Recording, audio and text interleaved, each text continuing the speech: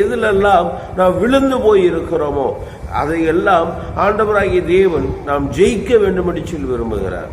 நாம் எதில் விழுந்து போய் கிடக்கிறோம் என்று நாம் இன்னும் சற்று நிதானிச்சு பார்ப்போம். நம்முடைய வாழ்க்கையில் ஆண்டவர் தான் விரும்புகிறார். நாம் எதிலெல்லாம் விழுந்து போய் கிடக்கிறோமோ அதிலிருந்து எழுந்து நாம் விழுந்து எல்லாவற்றையும் விழ தள்ளப்பட்டவைகளிலிருந்து நாம் ஜெயிக்கிறவராய் இருக்க வேண்டும். எது நம்மை ஜெயித்ததோ அதையெல்லாம் நாம் ஜெயிக்கிறவர்களாய் மாற வேண்டும்.